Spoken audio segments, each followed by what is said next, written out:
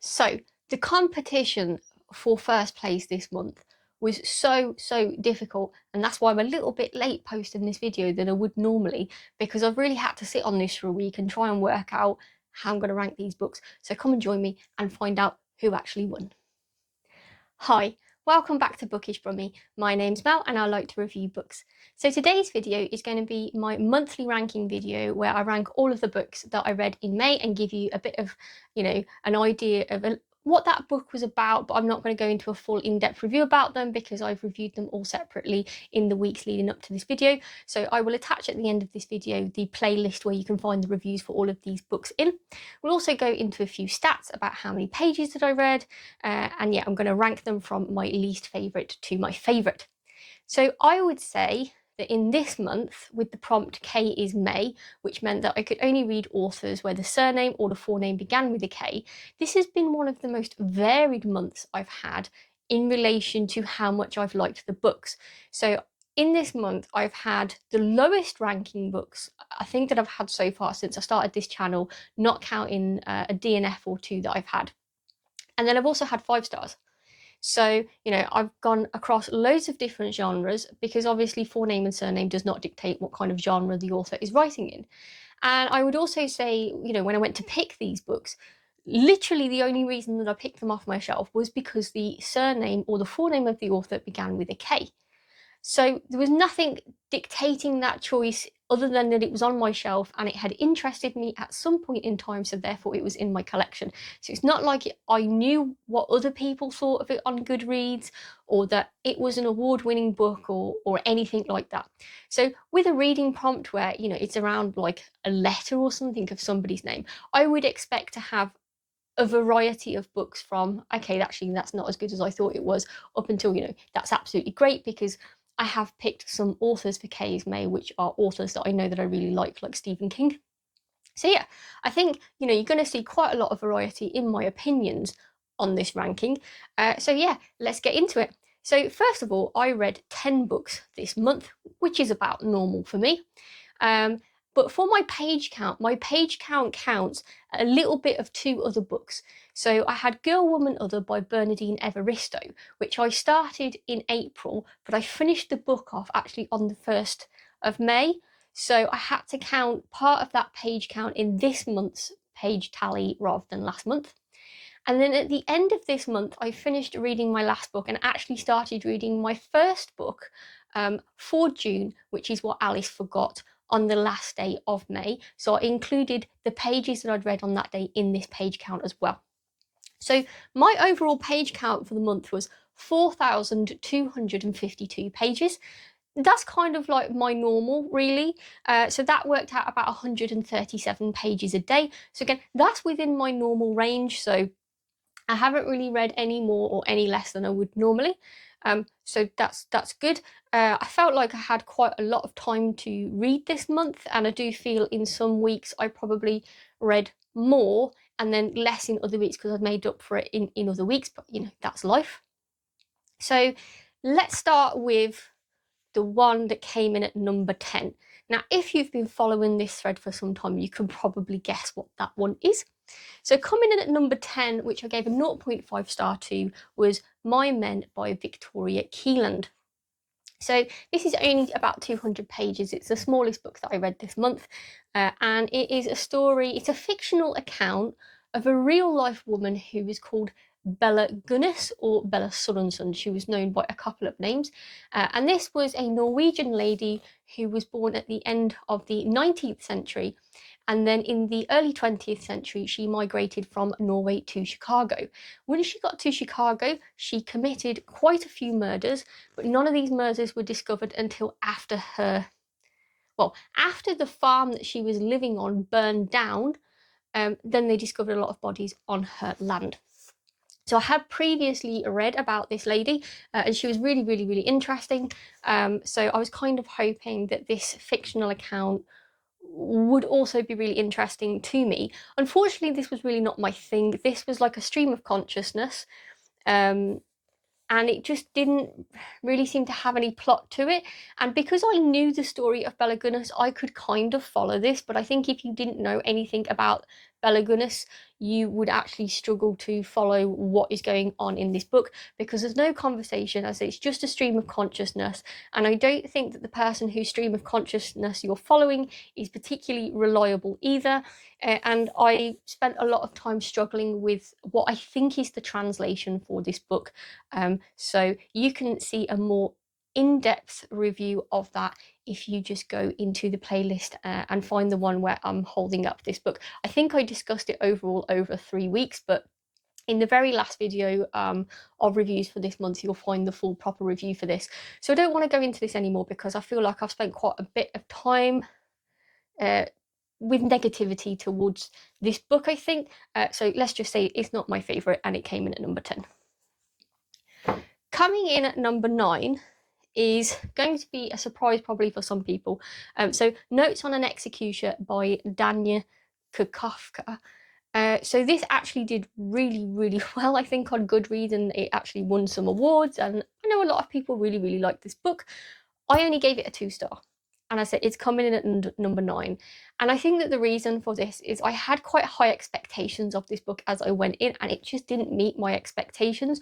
So I don't know if that's because all the hype I had read beforehand had kind of made this a little bit more disappointing for me. But the general premise is that we are following a man who is on the last day of his life while he's on death row, and he's counting down the hours before his execution. And so he's kind of having some thoughts about the crimes that he committed, which was the murdering of 4 women, and his place in the world, and what he thinks of those women, what he thinks of himself, and what he thinks of women in general. And then there are 3 other points of view in this book which follow 3 women who were people who knew the victims of lives that he had taken. And so it was kind of like how their life had in some way been affected by him. Now, again, like, this book could have been, well, it was quite complex, I think, in some of the themes that it was trying to get into. And it missed the mark for me, I've got to be honest, in so many ways. So again, if you want to see more details on what I thought about that, this was also reviewed in my last set of reviews for Kate is May, so you can find that with the My Men Victoria Keeland review on the last final week. I do think that the writing was good, in the sense of how it was constructed and everything, but it just didn't meet my expectations. It just wasn't really my thing, and I'm not. Yeah, it's just not my thing. So this is coming in at number 9. The next book coming in at number 8 is also another 2-star. So we have The Phoenix Pencil Company by Alison King. So this was the first thing that I read in Kay's May, because this came out last year, I think around about November time, I want to say. I could be wrong. But I was really excited for this book. I really enjoyed the premise, like the idea of it, which is that, we have these pencils, and anything that's written with the pencil, you can kind of mine the ideas back out of that pencil, like reverse engineer the pencil and find out what people were writing with the pencil. So I thought, that's absolutely fantastic. I bet we can have a great story with that.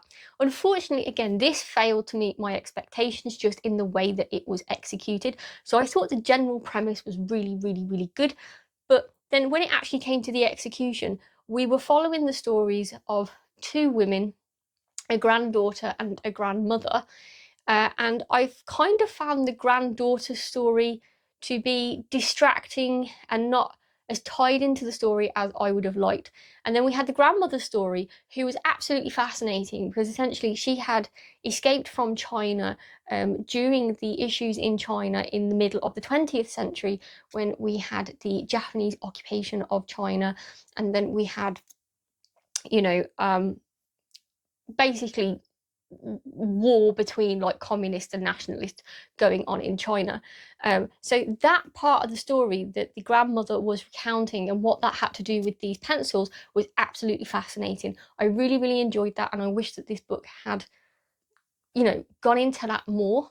The granddaughter's story was sort of set in the modern day, and as I say, I feel like it interfered with my enjoyment of the grandmother story because it wasn't as strong a story, but also with how the story was mined out of the pencil.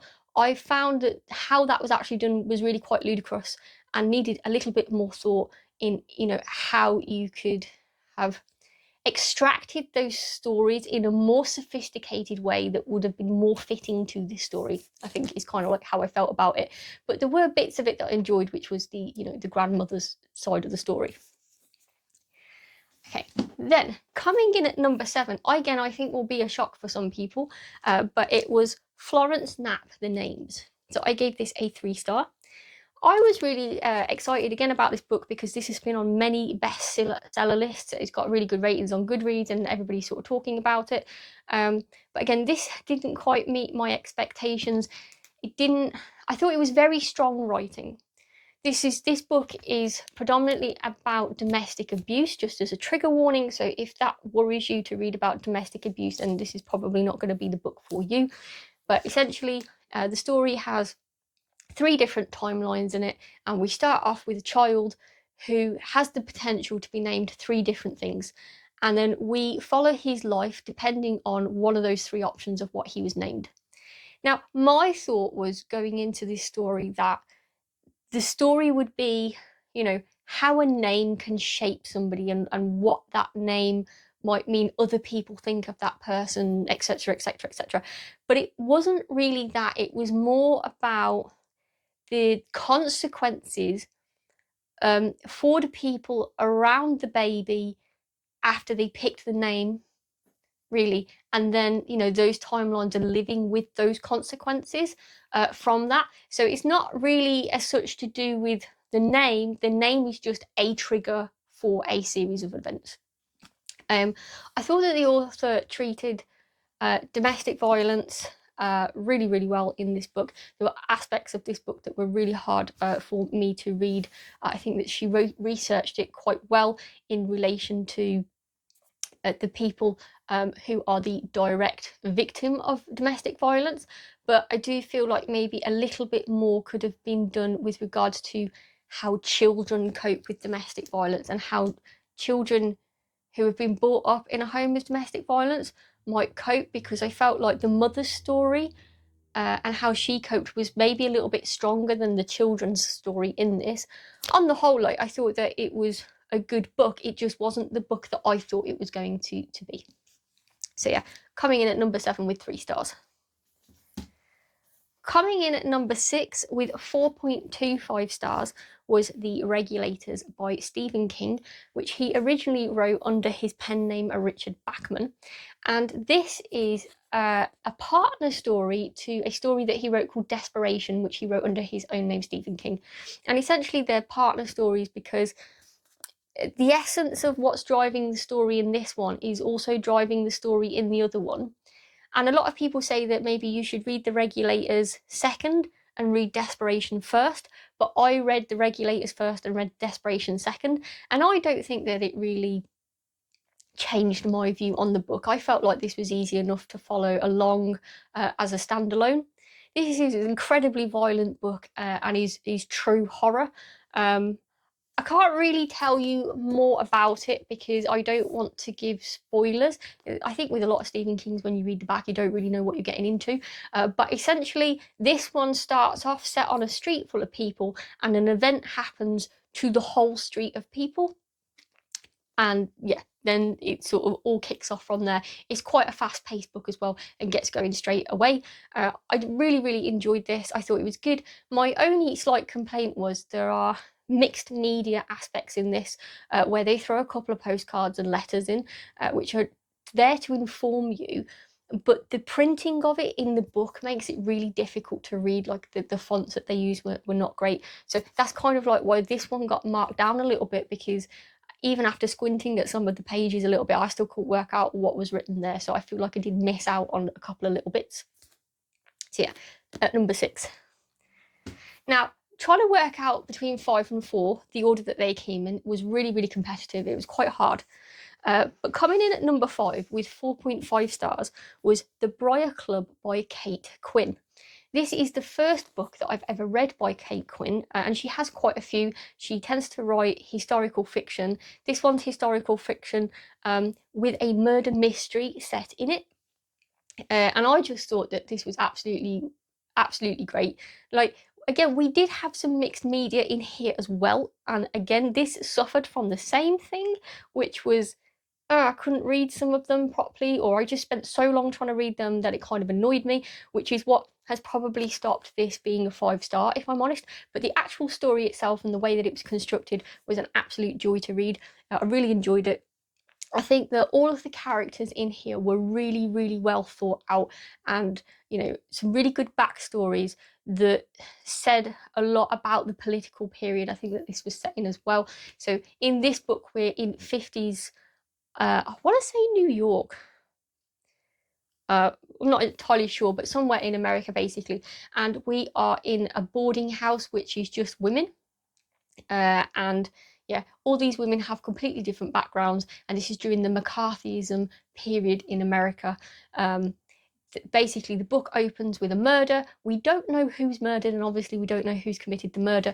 And then basically the book goes back 4 years from when one of the occupants moved into the house, and then we start to see how all of those occupants become friends with each other and get involved in each other's lives. And then towards the end of the book, we then learn who's the victim of this crime and who is the perpetrator of this crime.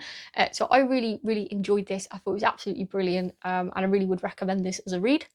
The other thing that I liked about it was there were recipes in this book that the characters were cooking for each other. So, I thought there was some interesting looking recipes in there. There's one for something called sun tea, which I think I want to try out at some point. It doesn't look too hard to make. Okay, coming in at number 4 is an absolutely fabulous book. Another 4.5-star, we have Homeseeking by Carissa Chen. This came out in January 2025, last year, I want to say, I think. And for a while, I didn't see this in the UK. I saw American YouTubers talking about it and saying how wonderful a book it was. You can now actually get it in the UK. I have found it just doesn't have this cover on it, and I think now you can get it in paperback. But anyway, this is set, again, we have a timeline in Shanghai, in China, in the international settlement is sort of like where we start, and we are following 2 characters called Suchi and Haiwin, and we meet them when they're like about 6 years old at school, and they kind of become best friends then, and then we see them again 10 years later, and they're like high school sweethearts, and they're in love with each other. But due to the issues that are happening in Shanghai, again with Japanese occupation, that then lifts, and then we have the war between the nationalists and the communists going on, and basically Haiwin has to go off and fight in this battle, which takes him away from Suchi. But obviously Shanghai and China are going through huge upheaval at this time. There is the great like famine, depression, starvation going on, and then there's the having to prove your allegiance to either being a nationalist or a communist, and basically one day you might say that you're one, and then somebody is trying to assassinate you a week later for having that point of view. So really not a great place to be in. But essentially both of these characters in their elderly life, when they're around about 80 years old, they've somehow managed to get to America, but they've both had different journeys to getting there, and they kind of find each other. I can't remember, I think it might be the supermarket where they bump into each other. But from then meeting each other in their elderly life, they then start to recount back to that time when they met each other, when they used to live in the international settlement, and the stories of their lives, of what happened to them in between meeting when they were 80 and being together when they were teenagers. And this is an absolutely beautiful love story. I'm not really into love stories, but this one was absolutely great. But also it's an absolutely brilliant historical fiction, and really brought to life Shanghai. I think it was described really well, like in the international settlement and everything that was going on there. So I really can't recommend this book enough. It's really great book. Really enjoyed this read. Now, getting into the top 3, it was so difficult for me to rank these as first, second, and third, because they all could have been first place. And I think depending on which day of the month where I'm thinking about these books depends on where I rank them. first, second, and third, to be honest. And I've changed my mind multiple times over the last week while I've been kind of sitting on this video trying to work out which one comes at the top of the list. So today we'll do like what I think of today. So coming in at third place with 5 stars though is The Four Winds by Christian Hannah. This is a historical fiction which is set in the 1930s predominantly, and we have our characters who are living in a town in the Dust Bowl in Texas. And due to severe winds and the fact that all the topsoil off the farm is constantly being blown around, there's a total drought. So there's basically no food, there's no water, they can't farm anything, absolutely terrible. So they end up having to try and migrate over to California to try and find work there.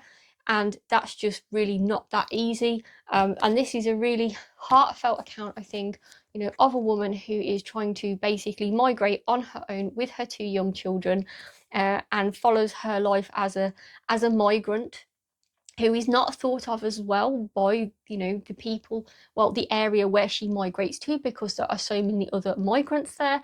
And it's just Kristen Hannah, just the way she writes these things, like the way she describes the scenery that they're in, the kind of clothes that they're wearing. You can just close your eyes and almost picture that you are there in the scene with the characters, and that's what I really, really like about her writing. And there's some political aspects to this book as well, like how the characters are feeling politically about the situation that they are in. I just thought that this was an absolutely great book, and I've not seen too many people review this book, but I definitely recommend it. Really enjoyed it. Coming in at number 2 at a 5 star is My Dark Vanessa by Kate Elizabeth Russell.